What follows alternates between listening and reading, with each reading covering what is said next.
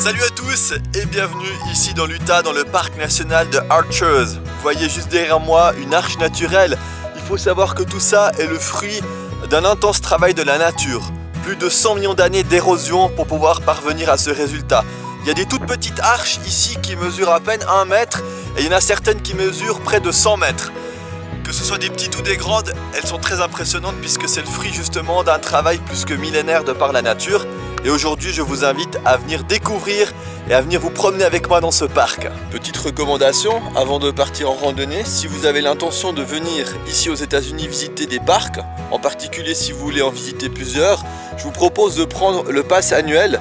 Il coûte $80, $80 et vous avez accès à tous les parcs nationaux aux États-Unis. Et comme c'est toujours extraordinairement bien organisé, à l'entrée, le ranger vous remet de la documentation. Vous avez un plan couleur du parc avec la faune, la flore et les belles choses à voir à l'intérieur. Et vous avez toujours le petit journal de saison qui explique les particularités et l'actualité du parc, puisqu'à différentes saisons, il y a des choses que vous pouvez voir ou pas.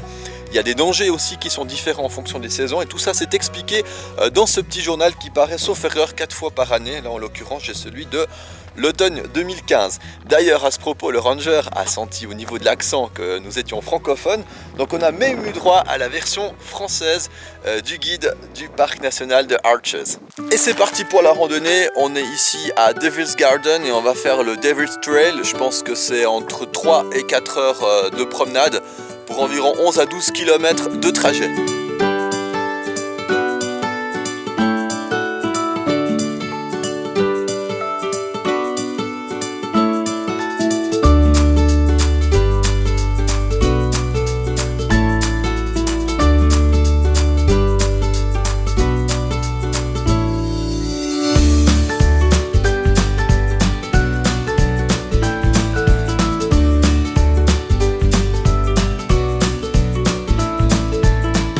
Genre de trail, il y a toujours des variantes. Vous avez le trail principal qui conduit droit au but, qui fait éventuellement un loop, donc qui permet de revenir.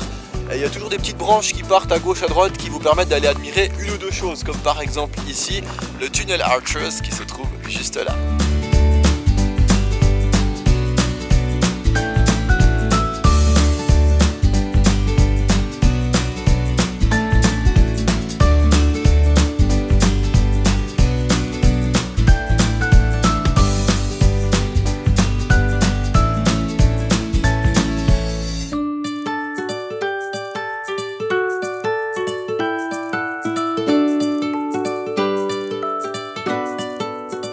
Surprise sur le chemin, un petit serpent très agile qui a traversé juste devant moi.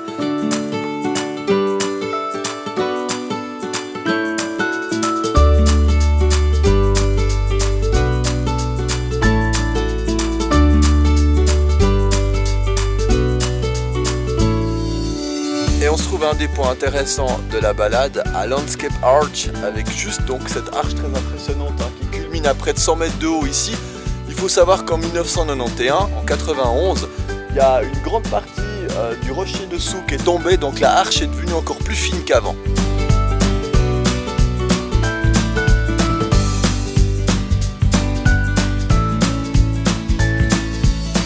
À présent, fini les sentiers pour les vieillards, on va poursuivre par là.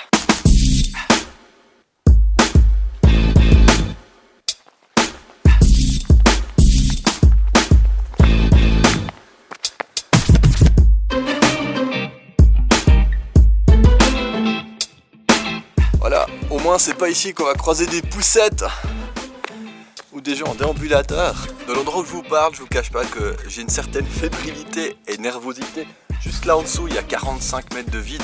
Et puis à cet endroit-là du parc, je peux vous dire, il n'y a pas du tout de réseau GSM. Donc s'il fallait appeler les secours, autant vous dire qu'il faut descendre au moins 2 heures de marche pour aller prévenir un ranger. Enfin, je les vois pas avant le soir, donc je risque de jamais les voir. Donc faire attention dans ce genre d'endroit. Là, on n'est plus dans des zones où on est vraiment sur des chemins définis, c'est des parcours qui sont définis et on marche à même la roche.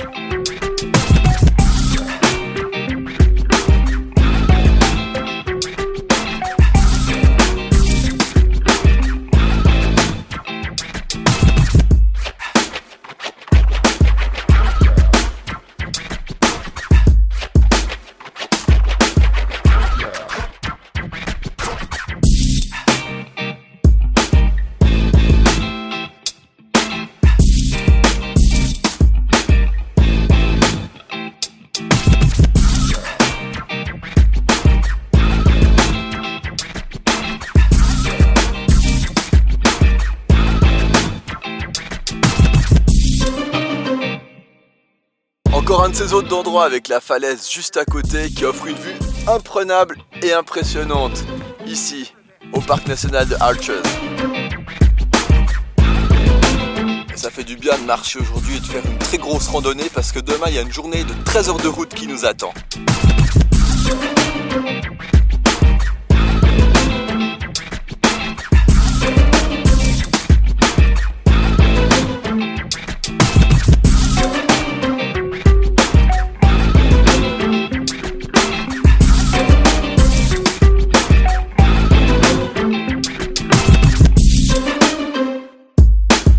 Bienvenue à Double Arches, la double arche.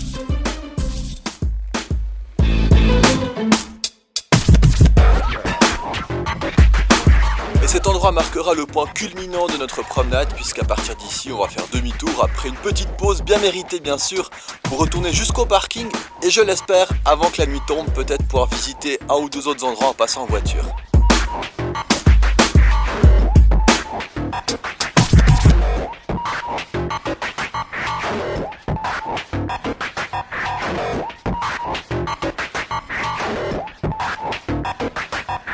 On profite encore une dernière fois de la belle vue sur la double arche depuis ici.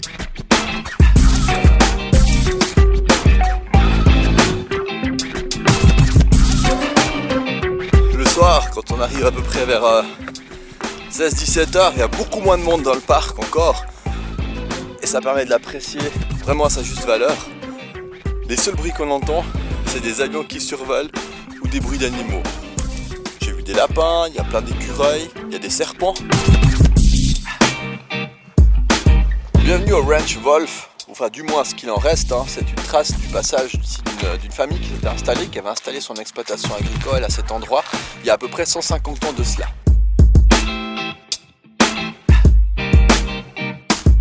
Quand je pense à cet endroit il y a 150 ans en arrière, la vie ne devait pas être facile, hein. Il faut savoir que pas très loin d'ici, il y a une voie de chemin de fer qui avait été construite à l'époque justement pour permettre à des exploitations minières de fonctionner dans la région. Il faut savoir qu'il y a près de 150 ans, il y a les premiers groupes de Mormons qui se sont installés dans la région, qui sont arrivés. Il y a eu des batailles contre les Indiens, il y en a qui sont partis, il y en a qui sont revenus. Finalement, ils sont quand même restés. Il faut savoir qu'aujourd'hui, l'État de l'Utah est le lieu, l'épicentre de l'intensité du mouvement mormon, puisque Salt Lake City c'est leur capitale, où il y a leur temple, et il y a près de 70%, 70% des habitants de cet état qui sont mormons. Et à cet endroit il est possible de voir des traces de pétroglyphes, pétroglyphes qui ont été réalisés entre les années 1300 1600 par des groupes d'indiens qui sont passés dans la région.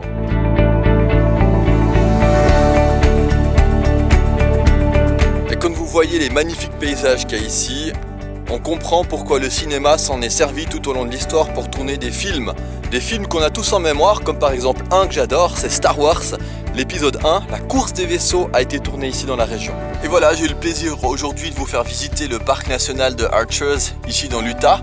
J'espère que cette balade vous a plu. Si vous avez des questions, n'hésitez pas à réagir, à les poser, hein. Je réponds très volontiers pour vous donner des trucs et astuces ou simplement répondre à vos questions.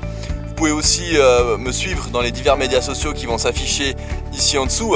Et n'hésitez pas, si vous avez aimé cette vidéo, un petit pouce vers le haut, ce serait sympa. Allez, merci beaucoup de m'avoir suivi, à plus, ciao!